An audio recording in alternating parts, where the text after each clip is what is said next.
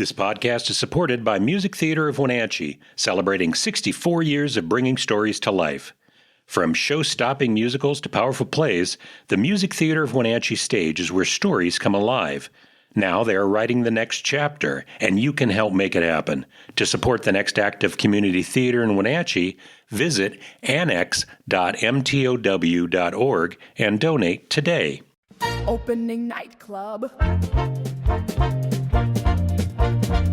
We're not opening a nightclub. It's the opening night club. We can't wait to watch an opening night show, because on opening night we always go with our opening night club. Opening night club. Welcome to the Opening Nightclub Podcast. This is the podcast where we get together every week to discuss and celebrate all of the theater and performing arts right here in Central Washington.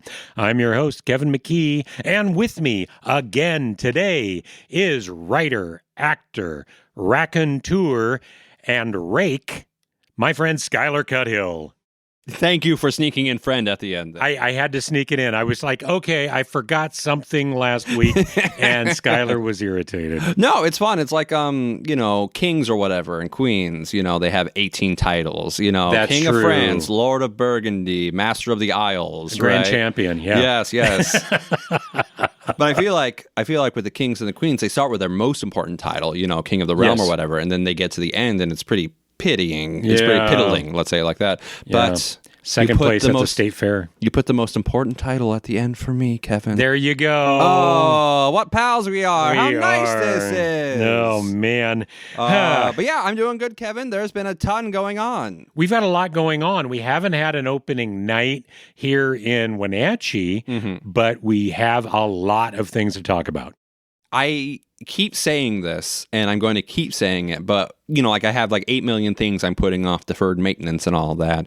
I keep saying, once things calm down, I'm going to get to that fence, or once things calm down, I'm going to work on that gate. And it never, ever seems to happen, does it? That poor gate, it just wants some attention. It actually, so I have a gate. It's the gate that the goats walk through every day, and it is hanging on by one screw. And it actually fills me with a lot of confidence, actually, about my set construction work. Because we put a million screws into everything. And I go, oh, actually, one screw is enough, really. Yeah.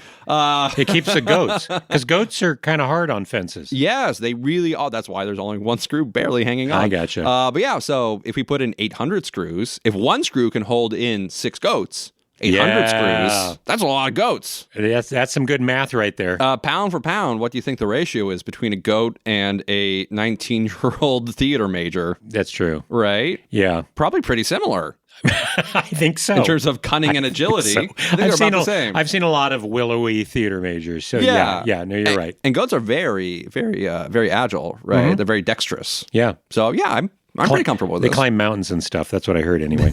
I've seen it happen. Yeah. I have seen them do amazing things in terms of getting over and under fences. Yeah. I really have. They are incredible animals. God's earth, it's so amazing, isn't it? We're so privileged to get to be here. And you did have a baby goat, a kid, they say, that needed a home. Did you find a home for your baby goat? I did. One of my mom's friends took her. Oh. And here's a funny story. So there were 4, and 2 of them passed on, right? But I rescued one. The mom picked out one to raise as her own, right? Her natural instincts kicked in, and she knew that she wasn't going to be able to provide enough milk for all of them. But so we raised one inside for a week before my mom's friend could come and take her. And, she pooped and peed everywhere because she's a goat, right? Yeah. And my mom was pretty sick of her by the end of that week. I kind of you'd wake up and you have the little tap, tap, tap, tap, tap, tap, tap behind you as you walked around. It was very cute. Oh, okay. Yeah, she was running around the house with you. But my mom was pretty sick of it by the end. And then when my mom's friend picked her up and took her, she then took her home and then sent my mom a video of the goat in her house, and she had a diaper on. A goat diaper? Yeah, and my mom got really mad at me. She was like, Skyler, why didn't we have a diaper? And I was like, you knew about this. You have Instagram or whatever. You've seen these videos on TikTok. You know that goat diaper technology exists. And she's like, no, I didn't. I was like, yes, you did. So yeah, terrible, terrible trouble in the Cuthill household. A little look inside Skyler's life. The madness. Yelling about diapers. Yes, go diapers. Go diapers. Well, she's gone now. She's okay. She's in a better place. Yes. Send her to a farm upstate. She was never going to do well at my place because she didn't have a mom. Yeah. So she was always going to be on the bottom of the totem pole. She was always going to get the smallest share of oats. She was always going to get pushed around. They need a mom to protect them and get them into goat society or whatever. Everybody needs a mom. It's true. It's absolutely true. They do. So so it all worked out. Just we had kind of a tense week. That's great.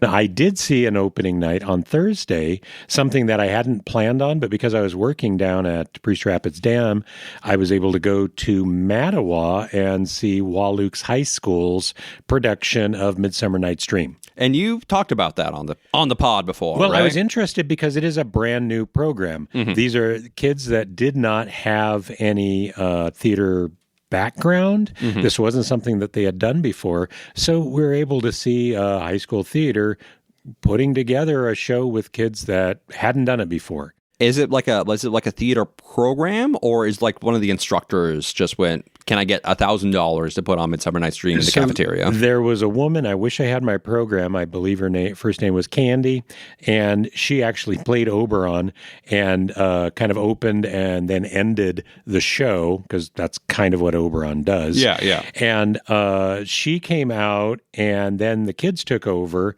and I could tell that she has been starting this program, and very kind person who is giving the kids a lot of leeway, and the kids were just blossoming on stage. I saw it opening night, and so at the beginning of the show, it was a little stilted as they were getting used to it, but they were leaning into it, and when I know that there was at least one time when Puck came downstage and was delivering Puck's lines, and a little too fast, but energetic and with the arms out, and I was tearing up a little bit. Oh my. Yeah, no, it was that joy of theater that comes out of a kid when they're able to do something on stage. The Wahluke School District, Mattawa School District, is heavily Hispanic and really heavy in Native Americans in that school district. And so, it's the Wanapum tribe. Okay. So they had a lot of people in the audience, and it was a very small audience, family friends. Mm-hmm. And when I'm buying tickets, buying concessions, everything's in Spanish. Mm-hmm. All of the families there in Spanish. So you can think of this, an audience, family, and friends. They're there to see Shakespeare. Mm-hmm. And so these are parents, grandparents, and they're there watching high schoolers who are still learning to project and learning their lines do Shakespeare. Well, did they simplify the language at all, or they did simplify the language. There was a lot of it. It wasn't all iambic pentameter. Oh, okay. And they didn't have the kids that were required for the show, so they had to cut some of the bits. Oh. So, yeah. Like the mechanicals, the show within the show. Yes. Yeah. So they only had 3 actors. So they had Nick Bottom, Peter Quince, and Flute. Okay. And so when it came time to do the show, and you remember they'll do the show and they go through it once, and then they're like, how about an epilogue? And they do the whole show again. Yeah. Right? And it's much longer the second time through. Yeah. And so they came out and they did this one, but there's no lion anymore. There's no wall. Then how does Thisbe leave her scarf behind? So he killed himself with a dagger. Okay. Right? It worked. Okay. And then he says, well, how about an encore? And Oberon gets up and says, no, we've seen enough of this. Please don't. Mm-hmm. And which, honestly, I've seen it multiple times. And I'm at that point. At that point in the show, I'm like, I don't want to see it again either. Yeah, because they do a summary at first. Yes. That's the joke, is that he says, here's what we're going to perform for you. And then they kind of do it. Yes. But then they reveal, oh, no, that was a summary. And now we're going to do the real show. And it's twice as long. Yeah. So, again, small things. I've seen Midsummer Night's Dream multiple times. We saw it just this past year at Kashmir. At Kashmir. Yeah. And so it wasn't something where I was like, okay, is this going to surpass all the other ones that I've seen? Mm-hmm. These were kids that are brand fresh into theater. Mm-hmm. The kid playing Puck was a 6th grader. Oh, wow. Nick Bottom was in Wowie-zowie. 7th grade. Wowie zowie. And so a lot of this it was a junior high production, and they had high schoolers, and you could tell that there was some maturity, but they're all very green in theater. And I was just thinking, I can't wait to see what this becomes, that we have these kids. Really, Mattawa's a long ways from anything. So from Wenatchee here, how far away is Mattawa? It's over an hour. Well, that's kind of fun. So it was probably everybody's first show. Yes. Right. That was the thing. It was everybody's first show. It's not like there's a youth theater down there. They don't have stage kids that are running anything down there. And the kids are Hispanic. And from what we found, Hispanic families don't do like children's theater. They'll do mariachi. There's things that are more important in their culture. And so the kids, they migrate to those. Well, I remember years ago, I was drinking with a Cuban under kind of some wacky circumstances, and I asked him, because like Mexico and yada, yada, yada are also European descended cultures, just, from Spain rather than from, England and Germany and so on and so forth, right? And so we're still doing the same music. We got the same scales, we got the same instruments, but the Mexican community broadly does not come out from musical theater, right? Despite our music coming from the same place. Yeah. And he was like, no. We have our own culture, we have our own traditions, and we do zarzuelas and so on and so forth. Yes. So that is our thing. And musical theater is kind of your thing. Yes. So I was always like, well, then you guys should do that. Yeah. I would go to a zarzuela. I'm down. But they're somewhere in between operas. It's a light opera of some type. And you said they're all the same, that there's a young lover and there's mistaken identity, which is the exact same. But there's well-known ones. But this is their classic. This is the public domain stuff that would compare to English Shakespeare. Yeah. Finishing this up, getting back to Mattawa, if you get a chance, we've been talking about their shows. Go down and support these kids, support that theater program. Are they running for another week? No. You missed it. It was just the one weekend. Okay. And I think, boy, there was a lot of enthusiasm there, and I'm just so proud of that program, proud of those kids. It was a good-looking set. It was done well, and it just needs the support from theater lovers all over. So you'll let us know when the next show is. We'll let you know. All right. One thing I did want to bring up, and this is my non-theater contribution. So normally I drive a lot because I'm working in Grant County. Got an electric car, so I don't really have to stop at the gas stations. Lucky ducky. I've got electricity, which is really cheaper. And so I will stop, especially if I'm on a road trip, I'm driving for an hour, because I'll need a snack or I'll need a Gatorade or something like that to get me going. And so I don't do it all the time, but occasionally when I do, my one snack, I'll get like Hostess Ho-Hos. Okay. Right? And as I've been driving around, really since the beginning of the year, every time I go in, they're out of Ho-Hos. Is it the war? It could be the war.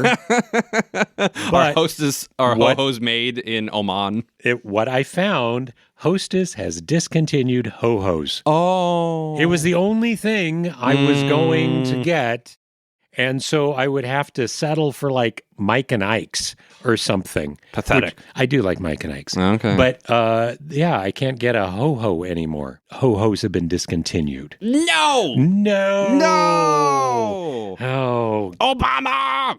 The ambrosia of the gods is no longer available. But you liked Wahluke High School? I really did. I want to go back. We'll go back. We'll go back and we'll see their next production. And if anybody down there is listening in Wahluke, good job. I just want to support that program. Support the kids. Yep. Got to come out. Okay, so we've got a couple things that came out. We had a couple cast lists that came out that we're all very excited about. Yeah. We've been talking about auditions for a couple shows. One is The Shark is Broken. Yes. Which will be at the Riverside Playhouse in June. Yes. And Skyler Cuthill, would you like to tell us about the cast for The Shark is Broken? I am in the dang old cast for The Shark is Broken. Yes, there we go. I am going to go, folks, The Shark is Broken. And everybody in the audience is going to go, oh my gosh, that was the name of the show. That's the name of the show. He said it. I am going to play Roy Scheider, the face of the 70s, star of Bob Fosse's All That Jazz and French Connection. and Jaws. Yes, he was in Jaws. He was in Jaws.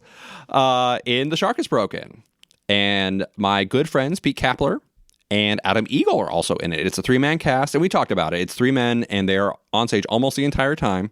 On a boat. On a boat, on the Orca. And that is a lot. If you've ever been on stage all show before, that's a lot to do. So I got a lot of memorization ahead of me. I got a lot of work. In a month and a half. Yes, and also Roy Scheider was notorious for. So the setup is that they're on that.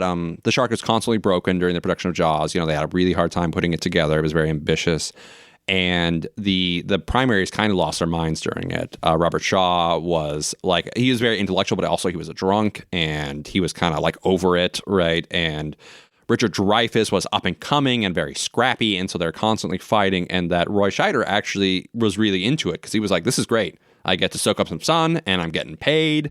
This rules. I really, really dig this." He was like the calm. He was the calm middle figure. Or he was a pragmatist.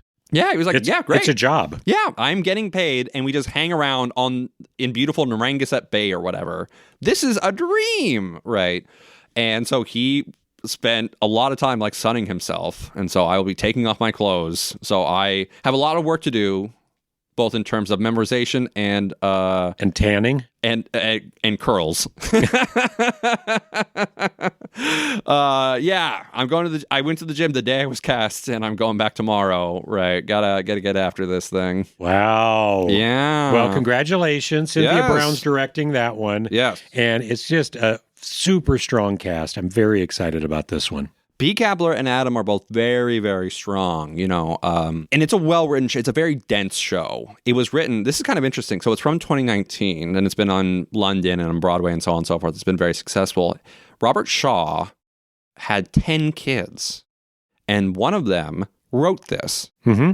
And he then played Robert Shaw in basically every major production of it. Yes. Yeah. And he looks a lot like Robert Shaw. Yeah. It's weird because in the play, there's some negative things about Robert Shaw. You know, he's like drunk all the time and he's yelling, right? So it makes you think, doesn't it? It's a dense little show. He's the one that can do it. Yeah. Right. He knows better than anybody. He can say, yeah, that was my dad. That's just who he is. No one can come back and say you're running down the memory of Robert Shaw. It's like, no, this is the way he was. Maybe one of the other kids could. That's true. Right. That's true. Like a Bing Crosby style situation. One kid goes, "Dad was crazy," and the rest go, "Knock it off. That's our meal ticket." Shut up. Don't tell anybody. Yeah. But yeah. So it's a great show. So we're going to put that bad boy together. And auditions were good. Cynthia got a good turnout. There were a lot of people there, and that is really saying something because it's only men. Yes. And as we all know, just the way the demographics are, more women come out for men. So it was pretty nice to see the number of guys she had come out for her. Well, and for whatever reason, this summer is really heavy in guy shows. Yeah, 1776. 1776 is going on, which is mostly guys. Yeah. As written, it's almost entirely men. They changed it because you have to, right? Yeah. So, she got an excellent turnout, and we did like a first round, and then we were all like dismissed to the lobby, and then she called some of us back in as callbacks, and there was some very stiff competition. There were some excellent people in there, I'll tell you what. So I have to believe Cynthia's pretty pleased with it. Oh, she's very pleased. Yeah. And her and Adam go way back. Yeah. Because Adam was big in the improv stuff, right? And Pete, this is his thing, because Robert Shaw was like constantly quoting Shakespeare. Yeah. Because he was like a classically trained actor, right? So this is right in Pete's wheelhouse. Yeah. So what am I doing there? You'll be fantastic. I'm working out. You're fantastic. Yeah. You'll get a tan. She knew that Skyler Cuthill would not have a problem with taking off his clothes on stage. No. She was like, this dude will do it. The other thing that happened is the cast for Macbeth through Third Job Theater was announced this week. We can say it because we're in Kevin's basement. That's right. I hope if you're listening to this, it's not in the theater. No, you can because you're not saying it, right? What? The listener would not be saying it. You can hear the word. You can hear the word. Yes. Yes. So you could listen to this in a theater. Yes. Yes. Okay. You can't say it. That's bad luck. Okay. I'm so anxious or whatever. We're not in the theater. No, we literally aren't. Okay. Except beyond the fact that all the world is the stage. Oh. As we all know. Nice. Yes. So we have the cast list. So we were cast about a week and a half ago, but I understand that some people turn things down or whatnot, so there was some work to do, right? But we have a strong cast list. I'm going to blow your mind. The wonderful J.J. Hernandez will be playing Macbeth. The Scottish Thane. He's going to be awesome. He is. JJ has been talking about Macbeth for a long time. It's his thing. So this has been marinating in his brain. So no, this is going to be a performance with a lot in it. Not just like, oh sure, I guess I'll do this or whatever. He is in it. Yeah. Right. And then the wonderful Bettina Ryan is Lady Macbeth. Wow. Yes, Bettina. You got Bettina in there. Yes. Wow. I think she was last on stage in Blythe Spirit. Okay. Remember that? Yeah. That was Full Circle Theater, and that was a good show. That was her last show. That was a fantastic show. Yeah, it was in the really black good box looking show. Yeah, the black box pack setup or whatever. We were seated on the stage. They had a really nice set. Yeah. Harville was the lead, and Bettina was the sexy ghost. Yes. Yeah, she came out with a lot of sauce. Yeah, I remember being really, really impressed by her performance. Yeah. So Bettina is a great get. And it's also wonderful, and JJ was very pleased with this, that we had a lot of people come out for the show that were not like our friends.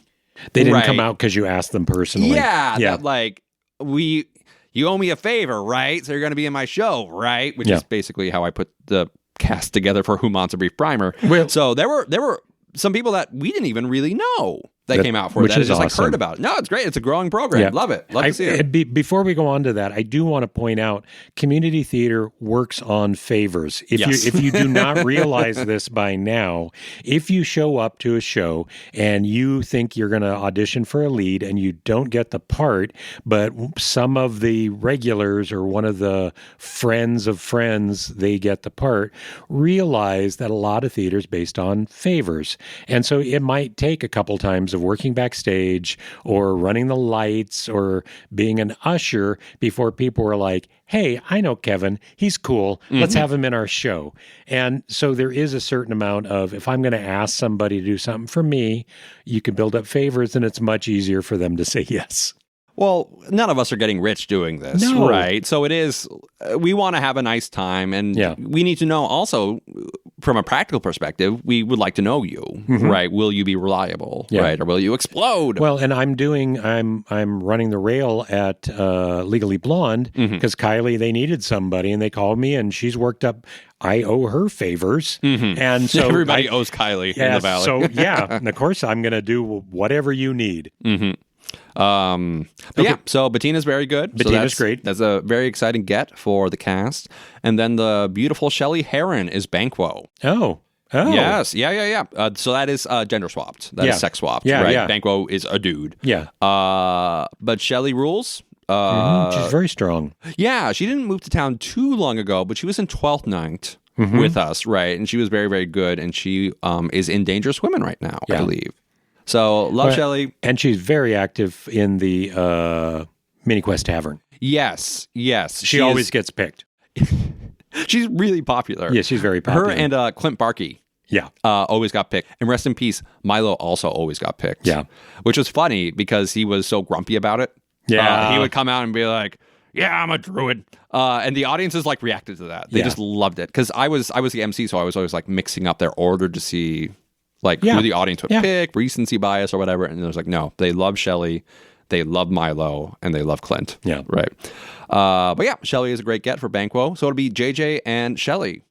Wow. Yeah, as like the friends or whatever. Yeah. Right, the two things. Yeah. And then what is going to happen to her? I bet she comes to a really good end. And then John Sexton is Duncan. I am so glad to see John Sexton back on stage doing this kind of stuff. Yeah, so he was before my time. John Sexton is Keith Sexton's son, and Keith Sexton really was one of the founders of Music Theater of Wenatchee. He was the drama teacher at the college for a long time, and John was his son.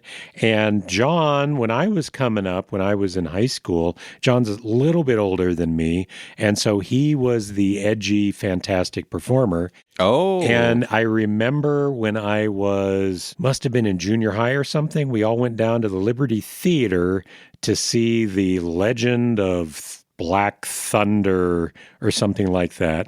It was a wilderness family movie that Harriet Bullitt had funded. There was like kids, they were lost in the woods trying to find their way home. Sure. And then there were the villains who were very comic booky villains who thought that the kids had gold or something. Okay. And so they were going after them.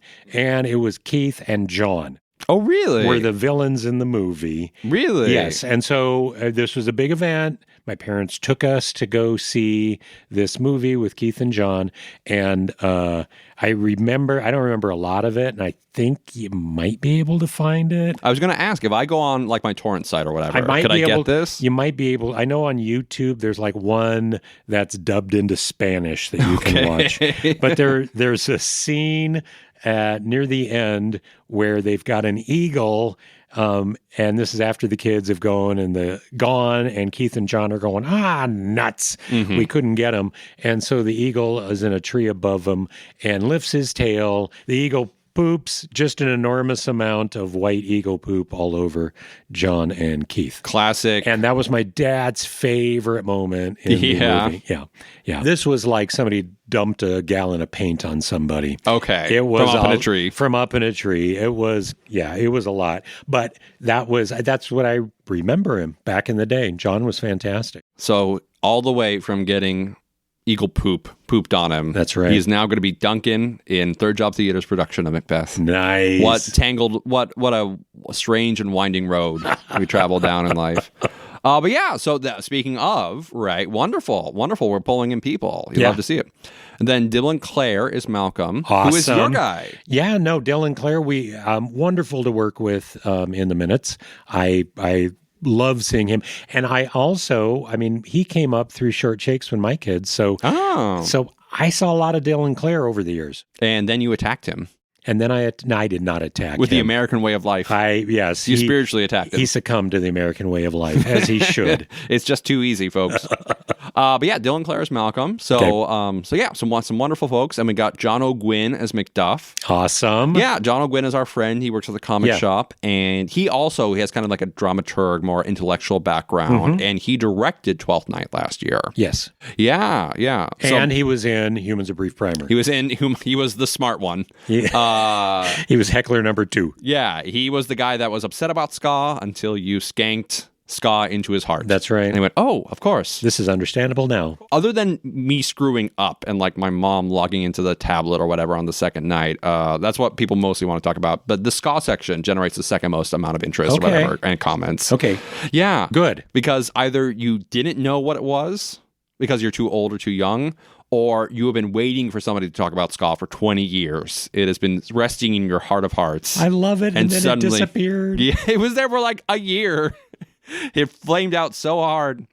But yeah, John O'Gwyn is Macduff. Yeah. Which is a very important role. Yeah. Right? So I don't know that we've seen enough of John in theater in town. I'm going to spoil it. It's 500 years old. He is man, not a woman born.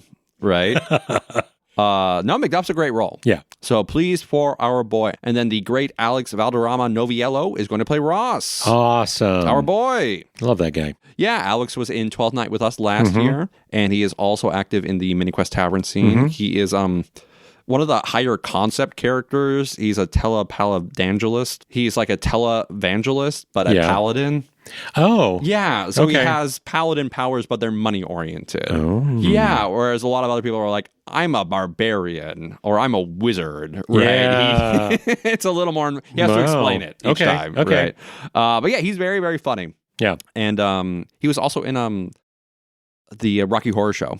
With his girlfriend, Emma. And then Evan Davies is Lennox. Okay. Evan's our friend. He was in the World War I show, right? All is Calm. Yeah. And then he has also been with us in Henry's dinner theater show, Murder Mystery. Yeah. Right. And Evan's a Leavenworth guy. My dad and his dad were friends back in the day.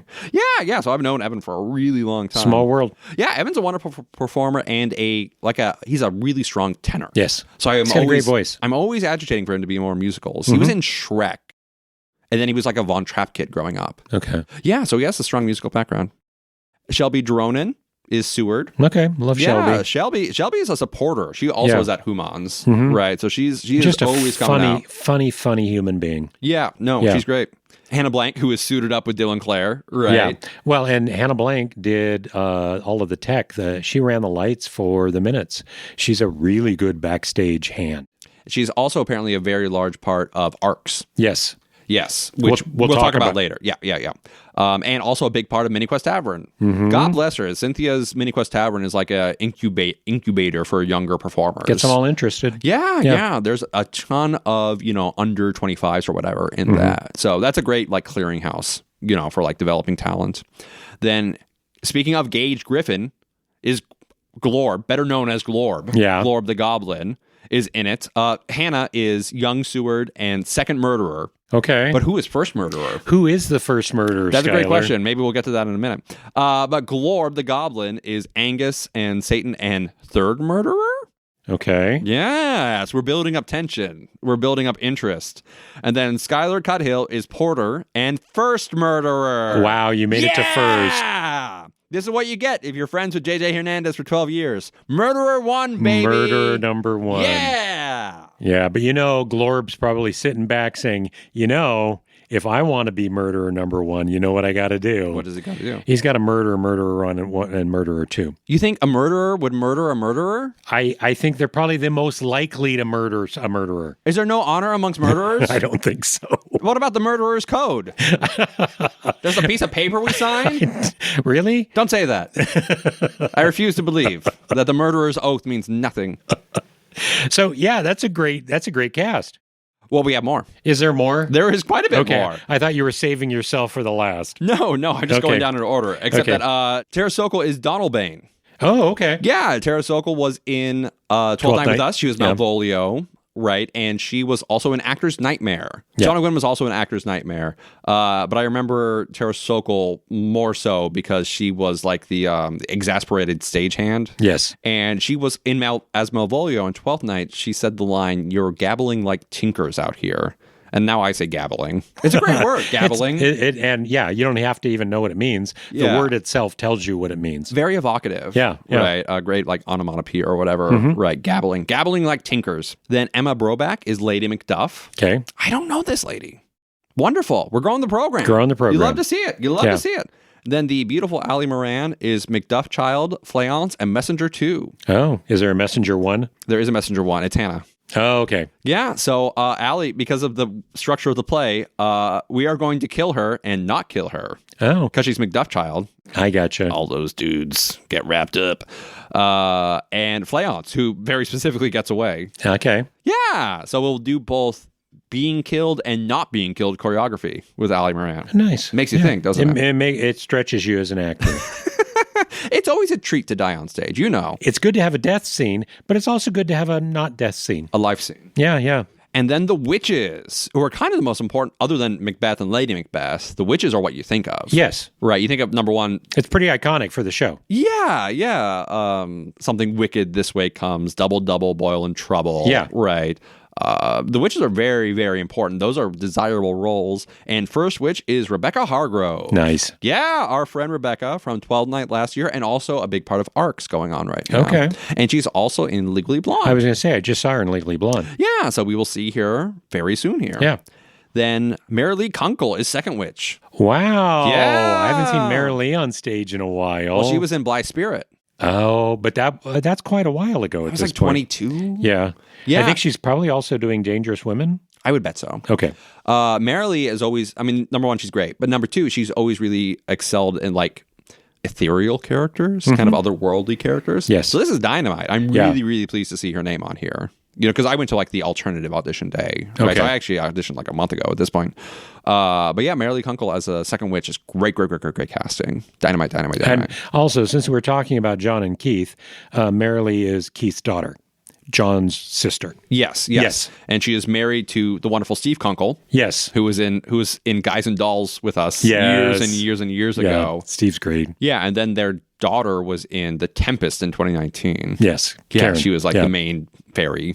Speaking of otherworldly stuff in Shakespeare. Yeah. Right. Like mother, like daughter. And then our fan favorite, Gracie Camp, is third witch.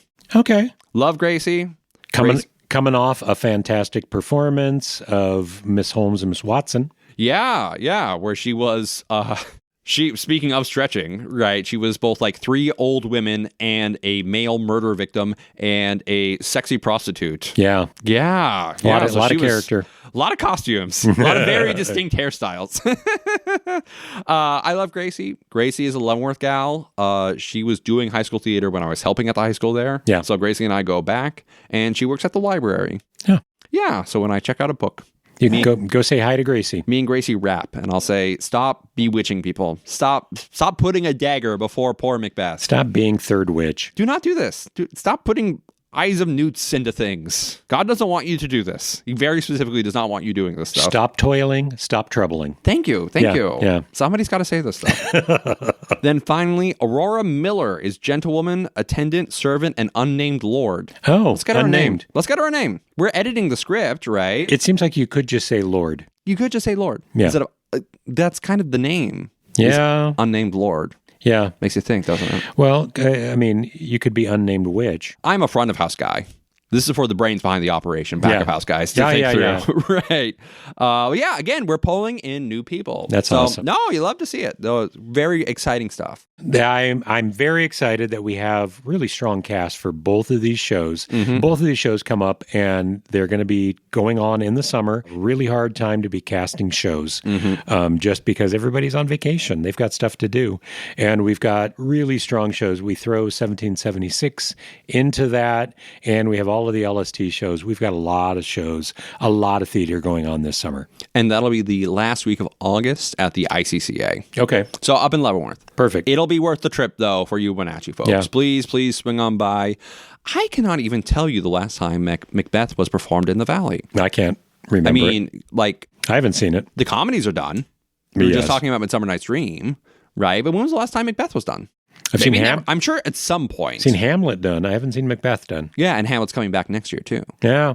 So, yeah, so this is Well, exciting. it is- it's Macbeth hasn't very been done exciting. in decades, at least. Okay. So I did want to talk about, you went to a fundraiser for a potential new musical in Leavenworth. Yes, new Leavenworth musical. Yeah. So my friend John Sutherland, who is the general manager at the Adventure Park in Leavenworth, so that's Okay. the Alpine Coaster, kind of on the west end of town, he has a strong theater background. He's from the Seattle area, and he has produced shows before, and he has his own production company called Side Country Theater. Okay. And he is all dialed in with the Seattle folks, and he is pulling together people. He has a writer, he has a producer, and he has a composer and lyricist, all from Seattle.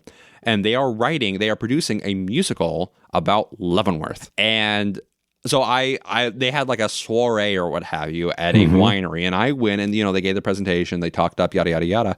And then I, introduced myself to everybody, and I was talking to the composer, and I was like, so this can't be like too specific to Leavenworth, all right? You cannot be like, and then in 82, the wheat bugs came. You got to make it more like universal, right? And he said, we know this. We know this. It's not going to be like, and then he started to do something, which was your first response. My if you could first do it now. response was, I said, nothing ever happens in Blaine, which is from Waiting for Guffman. Yeah. And if you're listening to this podcast and you have not seen Waiting for Guffman, you've missed something. You need to go back and watch that. It really is like the final word on community theater. It really is. And it's funny because it's from 30 years ago, and you watch it today, and you're like, oh, yeah, there it is. There it is. That's it. And let me just say, Parker Posey is so beautiful. Parker She Posey's is been a crush of mine perfect. for a long time. They still use, like, on the internet or whatever, they still use that picture of her in, like, the fast food worker uniform as, like, the perfect woman. And she is so beautiful in that movie. So if nothing else, if not the extremely cutting humor, watch her for Parker. Yeah. She is a legendary beauty. And I think it might have been one of her first roles. Pretty early on. Yeah. That was like 94.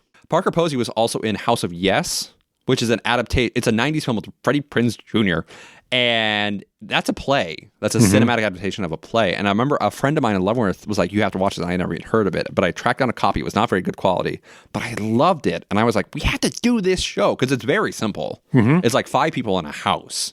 Right. You could mount this for not a lot of money. And the script is really funny. Yeah. It's really, really good. But Parker, extremely beautiful. Anyway, Side Country Theater, John Sutherland's production company, is going to be mounting a new musical about Leavenworth. And I talked to them. I talked to the writer and whatnot, Vanessa. And she said that they were well aware of this concern and that they were going to be structuring it as like a series of vignettes. It'll be like almost Maine, but Leavenworth, but across time or what have you. Yeah. So it'll be like Leavenworth has a logging town, the Bavarian transformation with Bob and Ted, and then kind of more modern stuff, right? So they're gonna be talking to local notable figures. So I gave them some phone numbers, right, to try and like pull the color out of the society. Yeah. You know, and it's true. So like I've lived my entire life in Leavenworth, so I'm pretty blasé about it. But it is true. You get people coming up here and going, "Oh my gosh, it's so beautiful! Oh, the mountains and oh, the cute little town and yada yada yada." And if you can't tell, I'm kind of over it. But also, that's how it is. You know, what I always think of is when the British went to the Middle East or whatnot during colonialism, right? They would always go, "Wow, and this is the street that Sargon of Akkad walked down. Isn't this amazing?" And the Arabs would go, "Yeah, and we walk down these streets now. What do you want from us? We have our own problems," right? So that's how it is. This is just a universal. When you go somewhere else, you go, "Wow." I'm very impressed, yeah. Yeah, but if you were raised there, by definition, you're like, "Oh, yeah. Oh, yeah. The mountains, rocks." But yeah, so John Sutherland, this one's going to happen, right? He's had some other projects, but he's raised quite a bit of money, and he is raising more, and they are already dialed in for a read-through in November at the Canyon Wren at the ICCA. Okay. Yeah, so it's very exciting. As that one comes closer, we'll keep everybody updated with the dates on how to get in to see the reading. And John Sutherland was if anybody wants to help, you let me know. So I'm in. Yeah. Right, I'll support any old thing. Right, I am all about it. And we're theater supporters. Yes, we want to see more theater. And John has a career behind him. He has done stuff. Right, so I am into it. The writer woman, she told me that a new play of hers was about to debut at the Taproot Theater. So I also told her we would go round up the crew and go to that. I've never been to the Taproot Theater. It's like a going thing, though. Yeah. It's like a real theater. Yes. You know, so I'm down. It's a real theater. Well, you know what I mean. I know what you mean. Sometimes you see some name or whatever, and they can like zhuzh it up a lot on the internet or whatever to make it look like it's something, but it's not. Yeah. Right? But Taproot's a going thing. Mm-hmm. So, no, it's always fun going to a new theater. Yeah. So John Sutherland's, I don't think it has a full title yet. On all the promotional material, it's just like New Leavenworth Musical. So, yeah, so this is also very funny, and I've said this a couple of times now in person, but Leavenworth hasn't produced an original theatrical work in a while, and now, because God willing, Countess of Pocatello will be next year, there will be two almost on top of each other. Yeah. What's going on? We've got lots of new theater coming out. Lots of people wanting to write scripts. What is happening? All the rest of you need to go away for a while so I can do my thing. I think it could be there's a podcast that's encouraging people to get involved in theater. John Sutherland listens to the podcast. What if he does? Yeah, it's very possible. Hi, John. Yeah. Hi, John. Good talking to you. It was at Millbrant Winery in Leavenworth, and they had some very nice wines. It was a nice operation. Okay. I hope he's pleased with himself. I think it was a pretty successful soiree. Shout out to Millbrant Vineyards for their wine. They had a Spanish white there. Yeah? It was excellent. Huh. Yeah, I was really pleased with it. Okay. Every time I've had a Spanish or Italian wine, I've been pretty pleased with it. I like them. I know, it's traitorous. I should be drinking Columbia Valley or whatever, right? But it is good. Yeah. But yeah. So upcoming John Sutherland musical, looking forward to it. What we have coming up, Wenatchee Valley College Drama Club is doing ARC. It is a jukebox musical based on the life of Joan of Arc, or the dreams of Joan of Arc.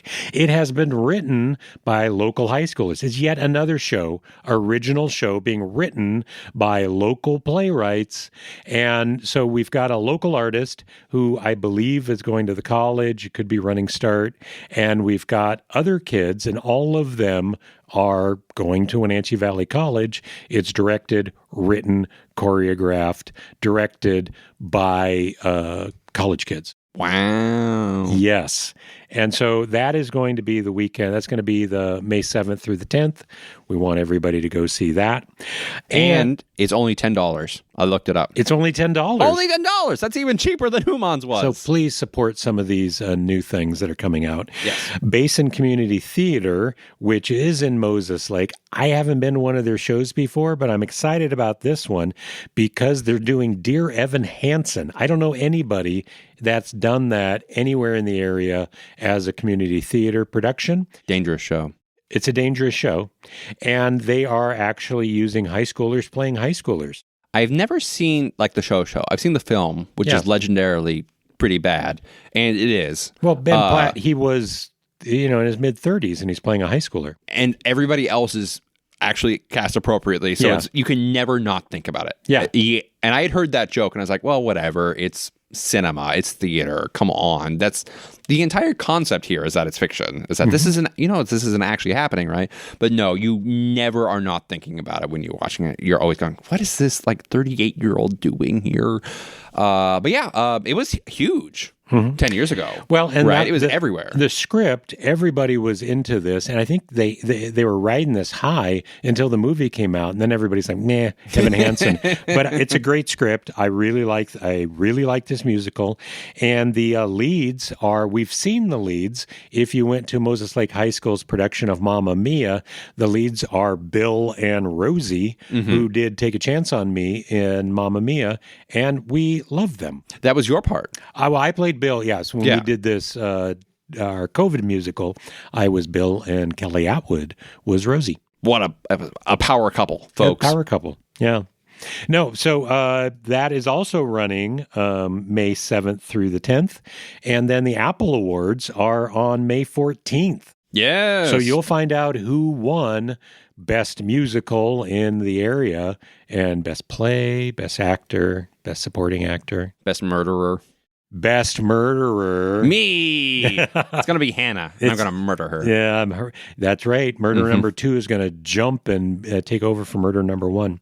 So this upcoming Wednesday is the opening night of Legally Blonde. That's right. Yeah, the opening night club will be there. I will be in the audience. And I will be backstage on the rail pulling ropes up and down. Amazing. He's contributing constantly, folks. He's a machine.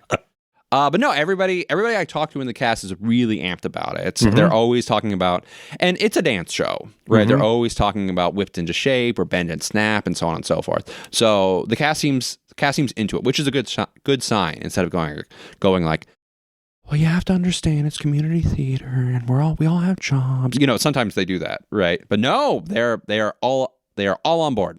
They have a fantastic cast. We're able to watch it, and of course, nobody had mics, nobody had makeup or costumes for the most part, except the people that were testing the quick changes today. Oh, because Elle changes costumes a lot. Elle changes costumes quite a bit. So yeah, and TJ, who's playing Emmett, he has to change his clothes on stage, and because she puts him into a suit. Oh, I forget that. He was kind of schlubby and... yeah. And then she's got to get him into a nice suit so that he can represent in the trial. Does he take his clothes off on stage or does he have like a screen? They put him in a little changing room. It's a nice bit.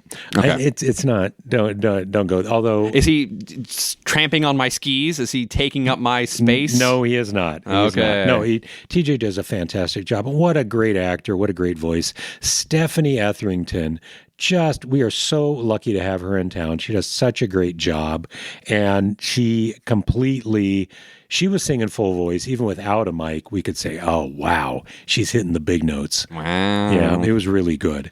And of course, alternate Skyler is playing Paulette, and she's really fantastic. She does the Bend and Snap number and totally has it. Bend and Snap, Spring the Trap. That's right. Bend and Snap is a highlight. Yeah. Bend and Snap and Like What You Want. Yeah. Right in front of you. It's got a lot of strong numbers. Yeah. Whipped into Shape, like we were talking about. Gay or European. Now we're talking. A lot of strong numbers in Legally Blonde. Haley Scheffler, of course, is playing the workout queen who is on trial, and she does the big number with the Whip into Shape where they are basically jump roping and singing. Yes. It is a huge physical number. Jump roping is really intense. There's a reason why like boxers do it or whatever. Yeah. Because I should do it, I guess, right? You should. Man, what was I thinking? But yeah, jump roping is actually really, really good physical exertion. Mm-hmm. And then if you've done this, you know it's really, really hard. You know, sprinting across the stage while singing full voice, that's really, really intense on its own. So put these two bad boys together, and oh my gosh, you got a stew going, right? No, it's looking really, really good. Haley's a fit lady, though. Yeah. She goes to the gym. But she's been working out a lot on the jump rope. She's been posting stuff about her jump rope routines. And no, she's been doing a lot. I should have been in Legally Blonde if I wanted to get in shape for Roy Scheider. You probably should have. I should have jumped roped with Haley. You should have. In the back right corner. Yeah. You should show up. You should show up and just jump off stage. Oh. There you go. You could learn the choreography and come over. No, don't nobody do this. They don't want you backstage. Please don't go backstage. Get tackled by one of the ushers. That's right. It says staff only. So we will be there this next Wednesday at the opening night of Legally Blonde. If you want to be part of the opening night club, make sure that you come along too. We're very excited about the show. It's going to be great. And we will have lots of people there. So make sure you go out and see one of the shows that we've talked about. And if you can, go see Legally Blonde and be there for the next opening night.